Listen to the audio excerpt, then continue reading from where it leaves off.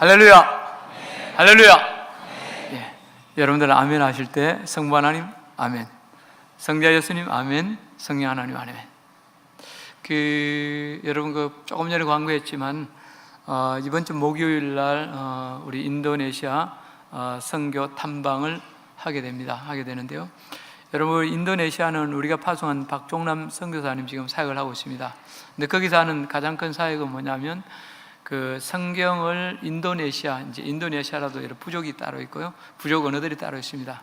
그 부족 언어로 번역해서 또 그냥 성경만 번역하는 것이 아니라 그런 성경의 내용들을 하나의 스토리화해서 재미있게 읽을 수 있고 접할 수 있도록 스토리화해서 그렇게 번역해서 이렇게 읽어주고 전하는 작업을 합니다. 그리고 이번엔 특별히 우리 김이대하 간사님 같은 경우 샌다트를 잘합니다. 그래서 그 스토리를 그냥 단순히 읽어주는 것이 아니라 그 스토리에다가 샌다트를 해가지고 동영상으로 이렇게 만들어서 하는데 많은 사람들이 그걸 보고 또 복음으로 영접하고 그런 일이 난다고 합니다. 그래서 이번에 가서 저희들이 또 섬기고 또 그런 현황들을 살펴보고 올 때 하나님의 은혜가 더욱 넘치도록, 그래 인도네시아가 진짜 복음으로 새로워지는 그런 은혜가 있기를 위해서 기도해 주시기 바랍니다. 아마 설 연휴인데요, 저는 예배 한 반 정도도 안 올 거 아닌가. 왜냐하면 사실 지난 금요일부터 이렇게 휴가가 시작됐거든요. 근데 이렇게 좀 많이 빠지긴 했지만 그래도 그렇지 않습니다. 아마 이 예배 마치고 나면 또 많은 분들이 고향을 방문하거나 친지들을 만나게 될 텐데요. 그런 만남이 너무 좋고 반갑고 기쁜 분들도 있겠지만 또 그런 만남이 때로는 고통이 되는 분들도 있을 수 있습니다. 그러나 여러분, 우리가 잠시의 시간이니까요, 오히려 그 만남의 시간 동안 최선을 다해서 섬겨주시기 바랍니다. 그래서 그 만남 속에서 그리스도의 향기가 되고 그리스도의 편지가 되므로 또 이런 만남 속에서 그리스도가 증거되는 그런 은혜가 있으면 좋겠습니다. 여러분, 설 연휴 동안 즐겁고 행복한 시간 되시기 바랍니다. 저 같은 경우 어릴 때 설을 생각하면 여러분, 우리가 큰 명절이 두 개잖아요. 추석하고 설 두 개 있는데 사실 저는 추석보다는 설이 더 늘 기대가 됐습니다. 왜냐하면 추석에는 여러분 세뱃돈이 없잖아요. 근데 설은 세뱃돈이 있습니다. 그래서 저는 설날만 되면 그 추운데도 여러분 얼른 일어나가지고 먼저 일어나가 세수하고, 저는 세수 잘 안 했습니다. 세수하고 다음에 뭡니까? 옷 이제 어머니 아버지가 사준 그 설빔 입고 아침 일찍 세배하러 뛰어다니고 온 동네를 뛰어다닙니다. 근데 특별히 저희들 타깃이 어디냐면, 그래도 그 동네 우리 그 연안이가 그 집성촌이거든요. 그 중에 좀 잘 사는 분 집에 그게 타깃입니다. 그래야 거기야 5원이라도 세뱃돈 받을 수 있으니까요. 그래야 여러분 막 뛰어갑니다. 근데 여러분, 그렇게 좀 잘 사는 분들 집 앞에 가보면 문전성시를 이룹니다. 우리 또래 아이들이 줄을 서가 있습니다. 근데 들어가서 인사를 드려도 세배를 해도 한 분도 돈을 안 주시더라고요. 그래서 제가 세뱃돈을 받아본 기억이 없습니다. 그래서 주로 뭐냐면 광밥이라고, 여러분 그 쌀로 만든 거 있죠? 쌀 튀겨가지고 거기다가 그러니까 조청해가지고 이렇게 네모배기로 해가지고 하는 거, 그거 주더라고요. 그래서 그것만 시커 먹었습니다. 그러면서 나오면서 맛있게 먹긴 했지만 나오면서 어이씨 그런 기억이 새롭습니다. 여러분 우리 그런 말 있죠? 아이들에게 사랑받으려면 입은 닫고 지갑을 열어라. 그래서 저도 지금 이런 말 하고 나서 우리 애기들이 지금 둘이 왔더라고요. 왔는데 여러분 걱정이 됩니다. 미국의 한 갤럽 조사기관에서 사람들에게 이런 질문을 한 적이 있습니다. 당신은 당신의 외모에 대해서 만족하십니까? 남자들 가운데 이 질문에 대해서 만족한다고 대답한 사람이 28%였습니다. 그러면 여자들은 어땠을까요? 여자들은 13%에 불과했습니다. 또 바꿀 수 있으면 당신의 외모를 바꾸겠습니까? 이 질문에 대해서는 남자들의 94%, 그리고 여자들의 98%가 그렇다, 그렇게 말했습니다. 여러분 한번 생각해 주십시오. 자, 28%가 나는 내 얼굴에 만족한다, 남자들에게 말했습니다. 근데 바꿀 수 있으면 바꾸겠습니까 했을 때는 뭐라고요? 94%가. 그럼 20몇 %는 도대체 어떻게 된 겁니까? 여러분, 이것은 우리에게 무엇을 말해줍니까? 대부분의 사람들이 외모나 자신의 존재에 대해서 만족하지 못하고 열등감을 가지고 있다는 것입니다. 어찌 보면 열등감은 가장 보편적인 인간의 존재 양식이라 할 수 있습니다. 이 세상에 열등감이 없는 사람은 하나도 없습니다. 성경은 이 열등감이 우리의 원죄와 관련되어 있다고 말씀해주고 있습니다. 그러나 우리가 느끼는 열등감 중에는 내가 어찌할 수 없는, 어떻게 보면 내가 어떻게 할 수 없는 그런 것도 많습니다. 부모님이나 우리의 출신이나 우리의 외모나 지능 등은 내 마음대로 선택할 수 없습니다. 그러므로 우리는 열등감을 지나치게 정죄하거나 그것 때문에 여러분 탄식할 필요 없습니다. 또 열등감은 대부분인 나 자신의 약점과 관련되어 있고 그 약점을 극복하려고 노력하다 보면 오히려 더 큰 일을 이루는 장점이 될 수 있습니다. 이 세상을 빛낸 여러분 위인들이나 성공자들을 보십시오. 그들은 약점이나 열등감이 없는 사람들이 아니었습니다. 오히려 그 약점을 극복하려고 누구보다도 노력한 사람들입니다. 그래야 자신의 약점을 강점으로 바꿔간 것입니다. 문제는 일반적인 열등감이 아니라 병적인 열등감입니다. 이 병적인 열등감은 거의 예외 없이 자기 학대와 포기를 동반합니다. 그리고 자기 학대는 결국 우리 인생을 파괴시키고 맙니다. 따라서 병적인 열등감은 반드시 치유되고 회복되어야 될 죄악이라 할 수 있습니다. 인간관계학의 전문가로 레오버스 카글리라는 교수가 있었습니다. 그가 이런 말을 했습니다. 이 시대의 대부분의 문제는 자신을 사랑하는 법을 배우지 못한 데서 비롯된다. 그래서 자신이 근무하던 난가주 대학에 자신을 사랑하는 법이라는 강좌를 새롭게 개설해서 최초로 개설해서 큰 반향을 일으키게 됐습니다. 오늘 우리는 시편 139편 말씀을 통해서 다음 두 가지 질문을 던지고 그 해답을 찾아보려고 합니다. 첫 번째 질문은 병적인 열등감, 곧 자기 학대가 왜 죄인가 하는 것입니다. 두 번째 질문은 내 자신을 건강하게 사랑할 수 있는가? 아니, 내 자신을 어떻게 건강하게 갖고 갈 수 있는가 하는 것입니다. 먼저 병적인 열등감, 곧 자기 학대가 죄인 이유부터 살펴보겠습니다. 여러분, 병적인 열등감이나 자기 학대가 왜 죄입니까? 남에게 피해를 주거나 해를 끼치는 것도 아닌데 죄인 이유가 무엇입니까? 결론부터 말하자면 병적인 열등감과 자학은 하나님의 창조와 하나님의 주권을 무시하는 죄가 되기 때문입니다. 세상에는 놀라운 일들이 많지만 그 중에서도 가장 큰 신비는 바로 나라는 존재입니다. 중세의 성자인 어거스틴은 이런 말을 했습니다. 사람들은 높은 산과 광활한 바다, 굽이치는 계곡과 물줄기, 밤하늘에 빛나는 달과 별을 보고 경탄에 마지 않는다. 그러나 정작 놀라야 할 자기 존재에 대해서는 경탄하지 않는다. 이 얼마나 큰 모순인가? 여러분, 본문 13절, 14절 보십시오. 거기도 뭐라고 했습니까? 우리 같이 한번 읽어보겠습니다.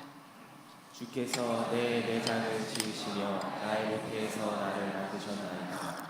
내가 주께 감사하오. 나를 지으심이 심히 기묘하시니라. 주께서 하시는 일이 기이함을 내 영혼이 잘 알나이다. 그렇습니다, 여러분.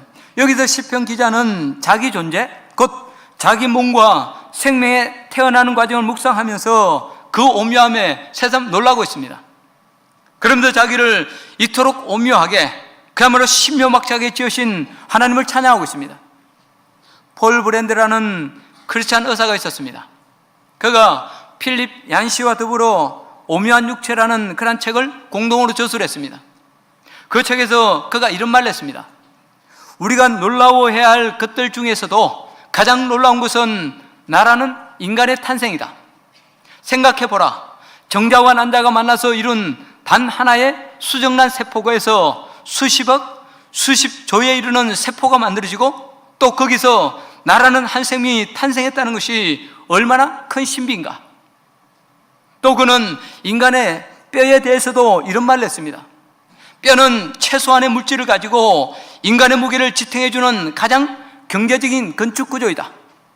수천 년의 역사를 통해 인류가 발전시킨 그 어떤 건축술로도 이 뼈의 신비를 해명할 수 없다. 여러분 한번 생각해 보십시오.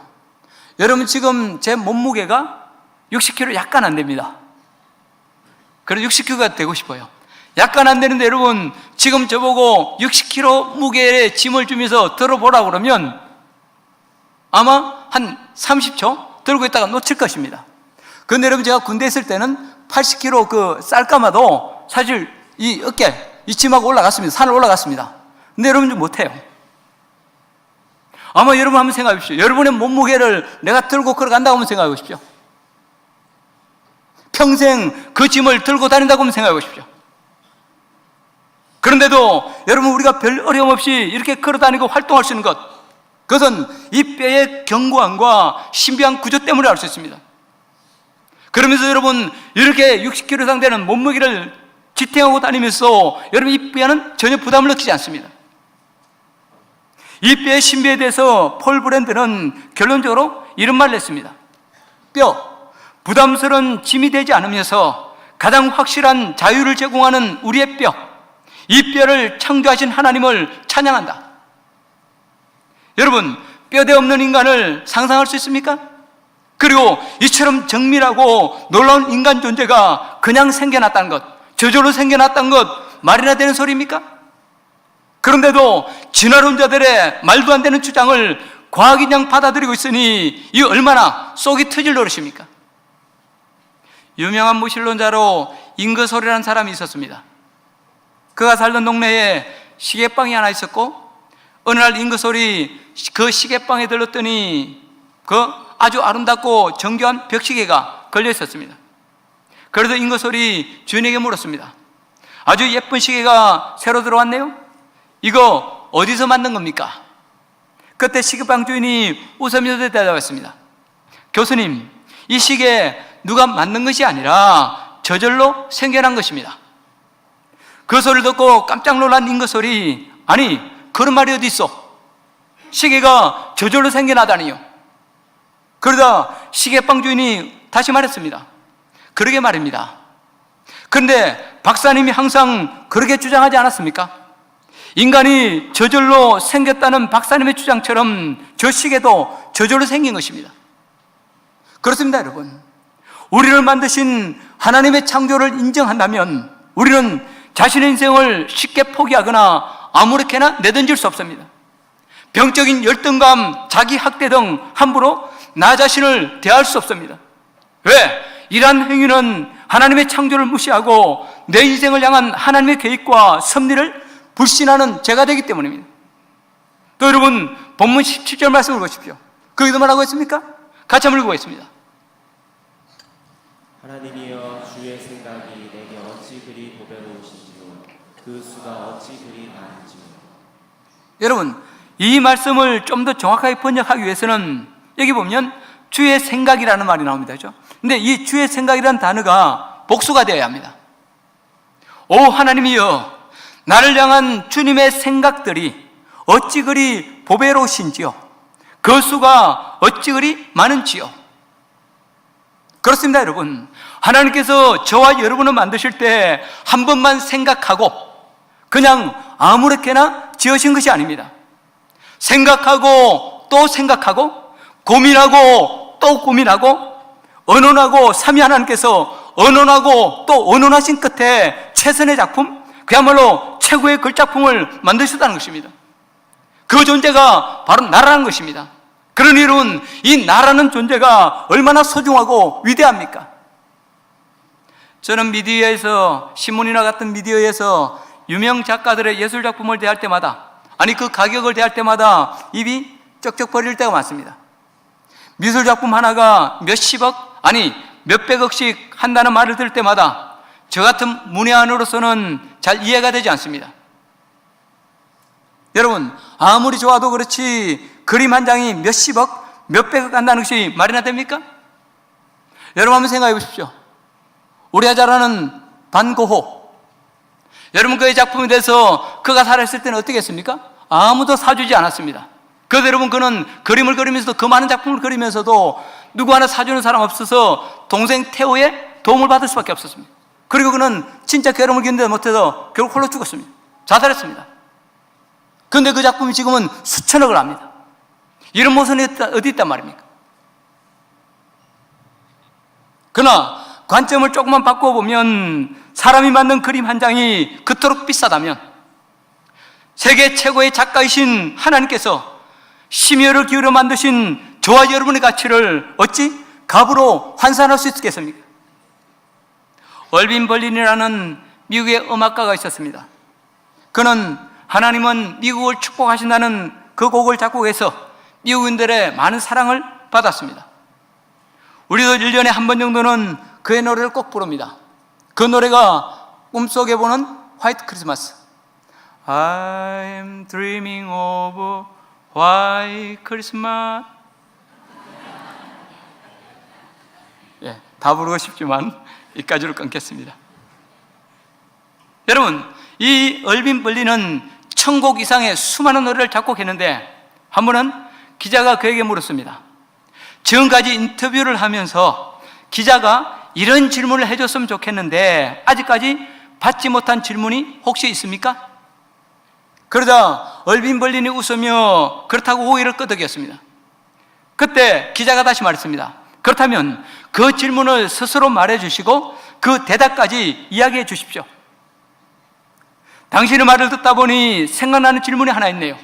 나는 지금까지 수많은 노래를 작곡했고 그 중에 여러 곡이 히트를 했죠.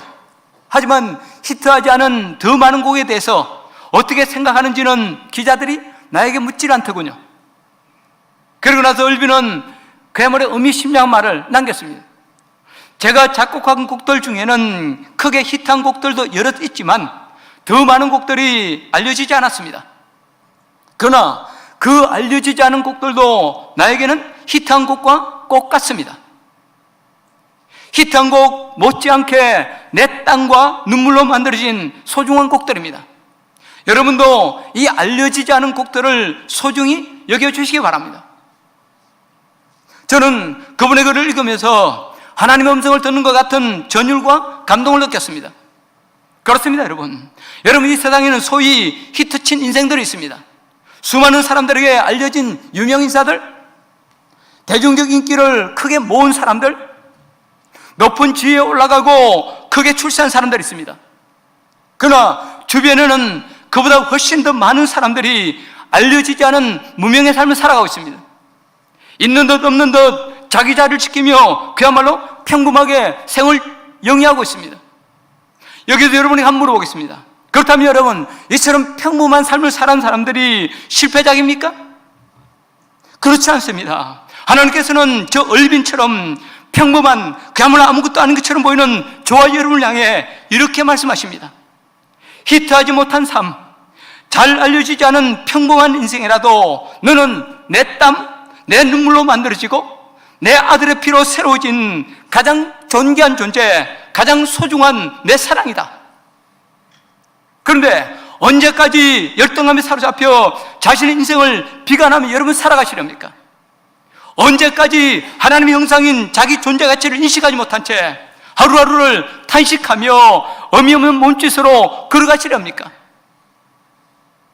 오늘 저는 여러분에게 다시 한번 확인하고 싶습니다. 여러분은 하나님 앞에서 나라는 사람이 진짜 소중한 존재라고 느끼십니까? 어떻습니까? 진짜 나라는 사람이 하나님 앞에서 진짜 소중한 존재입니까? 소중한 존재가 아닙니다. 소중한 존재가 아닙니다. 하나도 없네요. 그럼 뭡니까? 아닌 것도 아니고 긴 것도 아니고 그냥 대충 그렇게 살아요. 여러분, 확실히 나는 소중한 존재라고 느끼십니까? 진짜 그렇게 믿으십니까? 만약 여러분이 아멘 안 하고 노면했으면 저는 제 설교에 대해서 심각하게 회의를 해야 될 겁니다.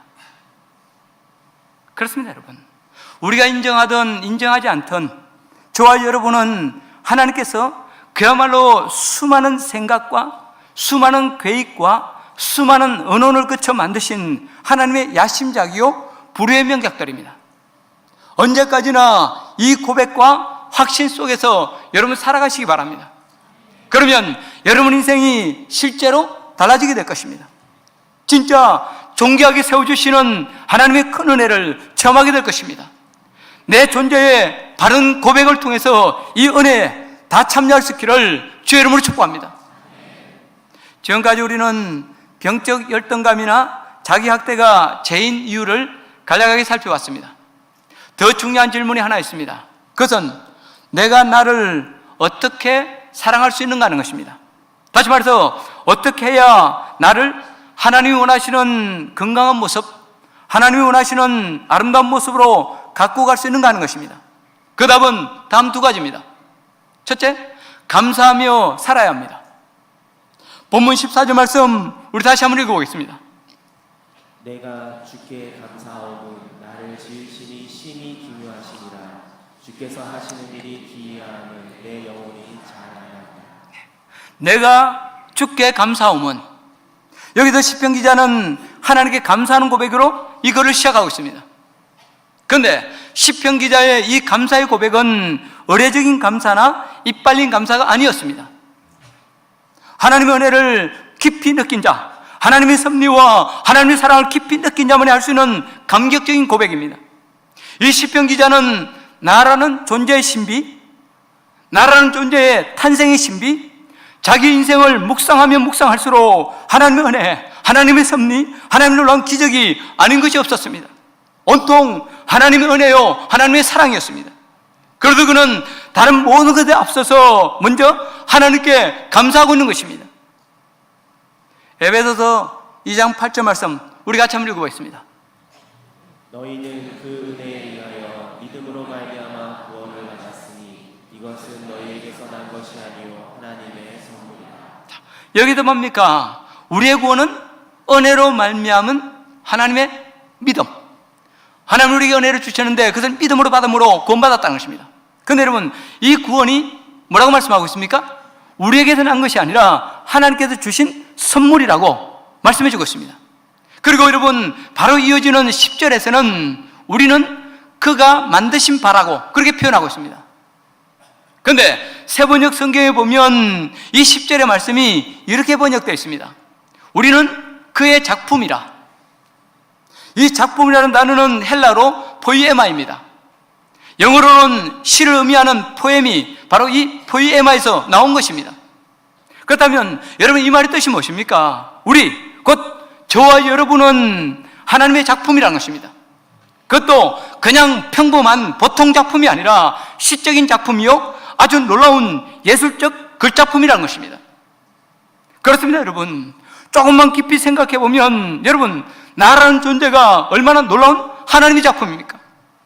여러분 옆에 앉아있는 형제 자매들 한번 보십시오. 하나같이 다 놀라운 하나님 작품 아닙니까? 한번 보십시오. 저 보지 마시고. 제가 전 작품이라는 저는 잘 알고 있으니까요. 여러분 안 보셔도 보십시오. 근데 어떤 사람? 근데 여러분, 이래도 다 반갑습니다. 사실 여러분, 우리가 인간의 이 스캔하는 능력이 아주 엄청나다고 그럽니다. 그래서 여러분 딱 이렇게 해가지고 0.1초만 착 봐도 그 사람 대충 스캔이 된다는 겁니다. 여러분 보십시오. 고개도 한번 끄덕이지 않아요. 그리고 간혹 가다가 얼마나 신비합니까? 어떻게 이런 게 가능하죠? 1시간 이상을. 그죠? 가만히 앉아서 때로는 느낍니다. 그죠? 때로는 기뻐하기도 하고 때로는 슬퍼하기도 하고, 가만히 앉아서도 숨은 저절로 쉬시고 소리는 저절로 들리고 보여지고. 여러분, 신비 아닙니까? 눈치 없이 아내 자랑하는 사람을 우리가 팔불출이라고 하죠. 그래서 오늘은 제가 팔불출이면 되겠습니다. 제 아내가 음식을 좀 잘하는 편입니다. 제가 2부 예배 드릴 때는 요리사처럼 잘하진 못하지만 그걸 붙였는데 3부 예배는 안 붙이겠습니다. 그래서 왜냐하면 여러분, 구정이잖아요. 구정 때 제가 조금 행복하기 위해서. 그래서 가끔은 제가 음식을 앞에 놓고 투정을 부리면 아내가 아주 당당하게 말합니다. 그래도 당신은 나 만났기에 다행인 줄 아세요. 만일 음식 못하는 사람 만났으면 당신같이 까다로운 사람은 굶어 죽기 십상일 거예요. 만약 다른 부분에 대해서 제 아내가 이런 말 했으면 저는 화를 버럭 냈을 것입니다. 그러나 음식에 대해서만은 아내가 그런 말을 해도 저는 가만히 있습니다. 왜? 그것이 사실이니까요. 그런데 누군가가 제 아내가 만든 음식을 먹으면서 맛이 왜 이리 형편없지? 야, 이걸 음식이라고 만든 거야?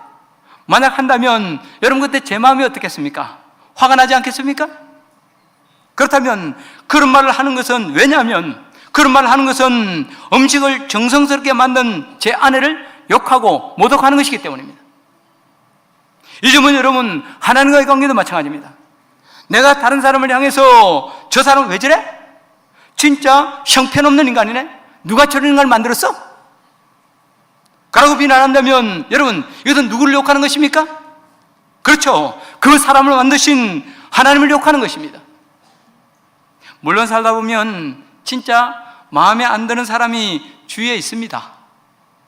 그렇죠? 꼴도 보기 싫고 생각도 하기 싫고 생각하면 스트레스 받고. 그러나 조금만 관점을 달리해보면 저와 여러분 하나하나는, 아니 진짜 마음에 안 드는 그런 사람조차도 하나님의 기막힌 작품입니다. 왜? 우리 한 사람 한 사람 안에는 하나님의 그 많은 생각과 그 많은 고민들이 들어있고 하나님의 솜씨가 녹아있고 하나님의 숨결이 들어있고 하나님의 위대한 계획이 우리 안에 있기 때문입니다. 아니 우리가 믿음으로 행하는 하찮은 행위 하나, 우리의 작은 헌신 하나도 하나님께는 큰 의미와 기쁨이 되기 때문입니다. 이런 실화가 있습니다. 한 미국인이 관광차 프랑스를 방문해서 이곳저곳을 돌아다니다가 한 시골 마을의 장터에서 벼룩시장이죠, 오래된 싸구려 목걸이를 하나 샀습니다. 그 목걸이를 가지고 미국으로 돌아가는데 세관에서 뜻밖의 아주 높은 세금을 매겼습니다. 그래서 여행객이 그 목걸이는 시골 장터에서 벼룩시장에 산 아주 싼 물건이라며 항변을 했습니다. 그러자 세관에서 아닙니다, 이것은 아주 고가의 고급 목걸이입니다, 우리가 잘 압니다, 그렇게 하는 것이었습니다. 이상한 생각이 든 그 사람이 이제 집에 와서 그 목걸이를 들고 보석상을 찾아갔습니다. 그리고 보석 감정 전문가에게 목걸이를 감정해달라고 의뢰를 했습니다. 확대경을 들고 한참 동안 목걸이를 살펴보던 감정사가 깜짝 놀라며 말했습니다. 손님, 이건 보통 목걸이가 아닙니다. 여기 좀 보세요. 확대경을 통해 감정사가 가리킨 것을 보니 거기에는 이런 글자가 아주 깨알같이 새겨져 있었습니다. 조세핀에게 보나파르트 나폴레옹이, 뭡니까? 나폴레옹이 그의 사랑하는 아내였던 조세핀에게 선물로 준 목걸이였던 것입니다. 여러분, 이 여행객은 그 목걸이 하나로 졸지에 수지 맞은 인생이 되었습니다. 여러분 한번 생각해 보십시오. 나폴레옹의 사인이 있다는 것 때문에 그 목걸이가 수십억 나가는 고가품이 되었다면 하나님의 작품인 저와 여러분들이야 더 말해 못하겠습니까? 여러분, 저와 여러분에게는 하나님의 사인이 있습니다. 아니, 내 인생 곳곳에 아로새겨진 하나님의 흔적, 하나님의 표식, 위대한 계획이 있습니다. 그러니 우리가 어찌 감사하지 않을 수 있습니까? 어찌 하나님을 찬양하지 않을 수 있습니까? 사랑하는 성도 여러분, 지금 여러분이 서신 자리가 어디입니까? 기쁜 자리, 승리의 자리입니까? 아니면 실패한 자리, 낙심의 자리입니까? 아니면 다 떠나고 나 홀로인 외로움의 자리입니까? 그럴지라도 이 하나님의 사랑, 이 은혜를 가슴 깊이 새기고 하나님께 감사하시기 바랍니다. 울면서라도, 아니 좌절 가운데서라도 그 은혜를 여러분 찬양하시기 바랍니다. 그러면 지금까지 내 삶을 지배해왔던 회색빛 암울함이 사라지게 될 것입니다. 감사의 고백이 우리 삶의 실제가 되고 새로운 희망의 무지개가 우리를 뚫어 비치는 큰 은혜를 체험하게 될 것입니다. 이 은혜의 주인공 다 될 수 있기를 주의 이름으로 축복합니다. 두 번째로, 하나님의 인도하심을 받아야 합니다. 여러분, 어떻게 나를 사랑할 수 있습니까? 어떻게 하나님이 원하시는 아름다운 모습으로 나를 갖고 갈 수 있습니까? 그 답은 하나님의 인도를 받는 것입니다. 여러분 한번 생각해 보십시오. 누가 나를 지으셨습니까? 누가 나를 가장 잘 아십니까? 누가 나를 위해 가장 멋진 계획을 세워놓으셨습니까? 누가 나로 승리케 하시고 누가 나를 천국에 이르도록 이끌어 주십니까? 바로 하나님, 우리 아버지십니다. 이 하나님의 인도를 받을 수만 있다면 우리는 이 땅 위에서 가장 복된 인생을 살아갈 수 있습니다. 어디 가서도, 세상 어디 가서도 승리하는 멋진 삶 살 수 있습니다. 그런데도 우리가 복되게 살지 못하고 공부하며 탄식하는 인생 살아가고 있다면 가장 큰 원인은 하나님께 내 인생을 맡기지 않았기 때문입니다. 믿노라고 하면서도 여전히 내 식대로 내가 주인되어 살아가기 때문입니다. 그래도 하나님께서 이러한 우리를 보시며 탄식하신 말씀이 무엇입니까? 이 백성이 입술로는 나를 공경하되 마음은 내게서 멀도다. 이 백성이 입술로는 나를 공경하되 마음은 내게서 멀도다. 여러분, 거듭 말씀드립니다. 내가 나를 사랑하는 최고의 비결은 내 인생을 하나님께 맡기는 것입니다. 나를 나답게 만드는 최고의 비결도 겸손하게 하나님의 인도하심을 따르는 것입니다. 인생을 살면서 피해야 될 것이 여러 가지 있지만 가장 두려워해야 할 것, 가장 피해야 될 것은 하나님의 뜻과 하나님의 인도를 벗어나서 살아가는 것입니다. 하나님은 전지전능하시지만 아주 인격적인 분이십니다. 그렇기 때문에 우리가 하나님을 거역하는 길을 간다 할지라도 우리의 자유의지를 억압하지 않으십니다. 우리의 생각과 의지를 무시한 채 억지로 자신의 의지대로 끌어가지 않으십니다. 따라서 하나님께서 아무리 멋진 계획을 가지고 계시다 할지라도 우리는 그 계획을 벗어나서 실패하고 넘어질 수 있습니다. 실제로 우리 주위에 이런 일들이 얼마나 많이 생깁니까? 그때마다 하나님은 마음 아파하시며 묵묵히 지켜보십니다. 근데 어떤 신학자는 이런 하나님의 속성을 가리켜서 전능하신 하나님의 연약하심, 전능하신 하나님의 연약함이라는 그런 표현을 쓰기도 했습니다. 근데 오늘 시편의 저자인 이 다윗은 이 점을 너무도 잘 알고 있었던 것 같습니다. 하나님을 믿노라 하면서도 얼마든지 격길로 갈 수 있는, 아니 얼마든지 범죄하는 길로 갈 수 있는 것이 우리 인생임을 그는 충분히 깨닫고 있었습니다. 그래서 본문 23절, 24절에서 여러분 그가 뭐라고 노래했습니까? 같이 읽어보겠습니다. 하나님이여 나를 살피사 내 마음을 아시며 나를 시험하사 내 뜻을 아옵소서. 내게 무슨 악한 행위가 있나 보시고 나를 영원한 길로 인도하소서. 내게 무슨 악한 행위가 있나 보시고 나를 영원한 길로 인도하소서. 여러분 특별히 24절 이 말씀을 보십시오. 좀 풀어보면 이 말씀은 이런 뜻입니다. 하나님, 내게 무슨 악한 행위나 잘못된 의도가 있다면 나를 바로잡아 주십시오. 하나님이 예비하신 영원한 길 가도록, 하나님이 계획하신 아름다운 작품으로 완성되도록 나를 인도해 주십시오. 여기서 다윗은 그의 가는 길을 하나님께서 인도해 달라고, 주님 나를 책임져 달라고 그의 인생을 기도로 하나님께 맡기고 있습니다. 그리고 그 기도대로 하나님께서는 다윗의 생을 너무도 신실하게 인도해 주셨습니다. 얼마나 멋진 일입니까? 여러분, 세상 살다 보면 때로는 우리도 죄 가운데로 들어갈 수가 있습니다. 그때마다 우리는 죄 가운데서 이처럼 허우적거리다가 내 인생이 이대로 끝나고 마는 것 아닌가? 그런 두려움이 생깁니다. 이러다가 하나님께서 갑자기 진노하시면 내 인생 그냥 종치고 마는 것 아닌가? 그런 염려가 생기기도 합니다. 그러나 여러분 그 때문에 너무 두려워하지 마십시오.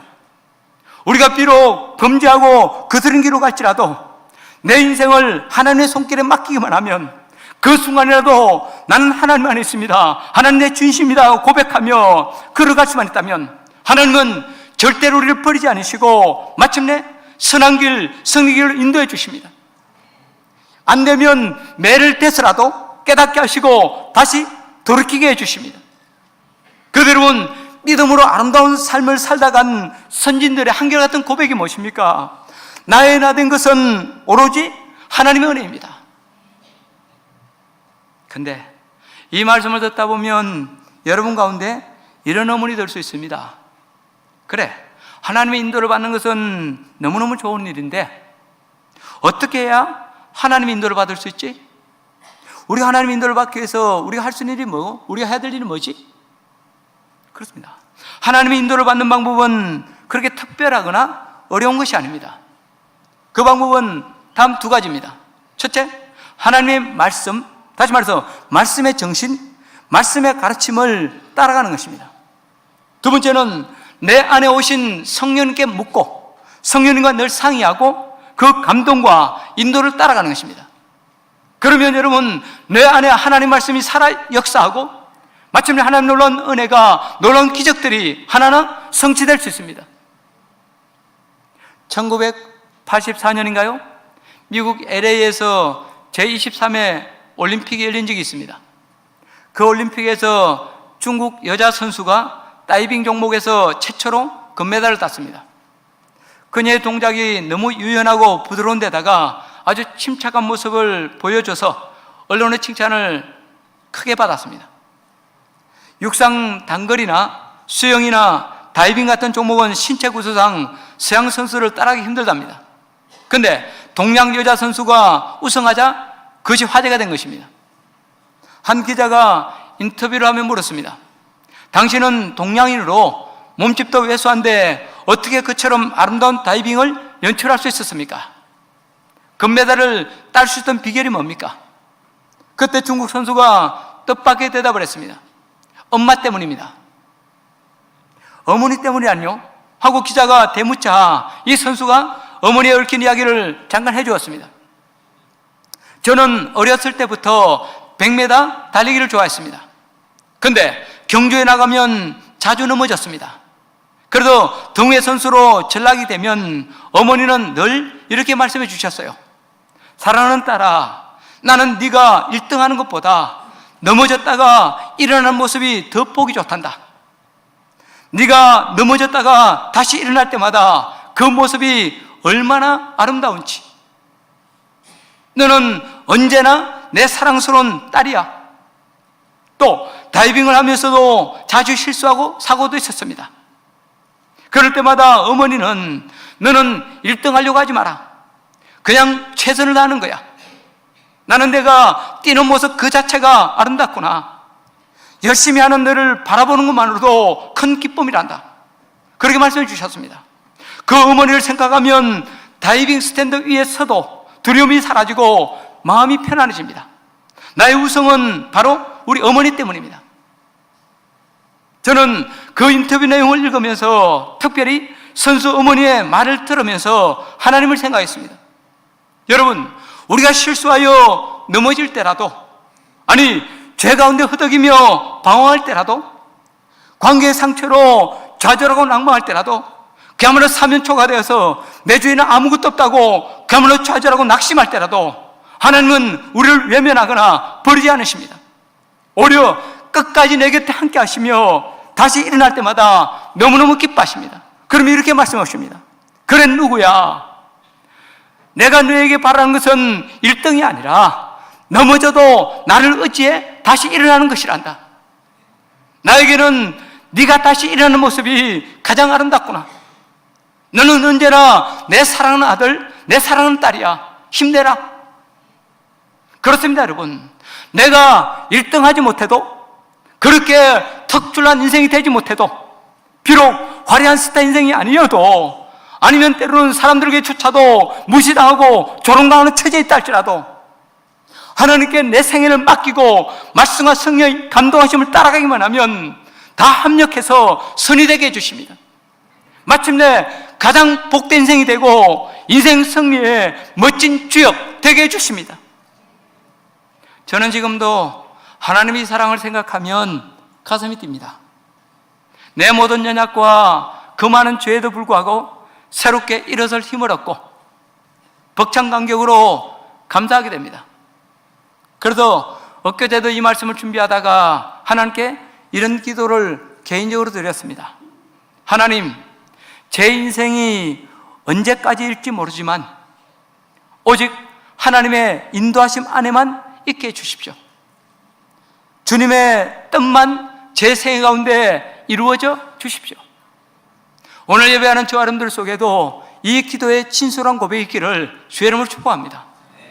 이제 결론을 맺고 싶습니다. 여러분, 예수를 믿지만 아직도 내 안에 병적인 열등감이 남아있습니까? 왠지 모를 불안감이 엄습해오고 내 부정적인 모습이 자꾸 부각되어서 스스로가 못마땅하십니까? 순간순간 좌절이 되고 난 안 돼, 내 주제에 뭘 한다고 하는 그런 생각이 자꾸 들어오십니까? 그러나 여러분, 기죽지 마십시오. 여러분, 길이 있습니다.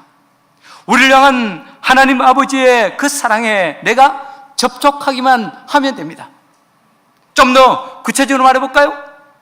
지금도 변함없이 우리를 쌓아주시는 하나님의 깊은 사랑을 깨닫고 그 사랑을 인정하고 고백하기만 하면 됩니다. 한 주일에 한 가지라도 말씀의 가르침을 가슴에 새기고 그 말씀을 따라가면 됩니다. 내 안에 오신 성령님과 늘 상의하고 그 감동과 인도하심을 따라가면 됩니다. 그러면 하나님께서 우리의 어떤 영적 질병이라도 치료해 주십니다. 어떤 문제라도 극복하고 새 출발할 수 있게 해주시고 마침내 승리를 주십니다. 이 은혜의 주인공 다 될 수 있기를 주의 이름으로 축복합니다. 찬양하고 기도하겠습니다.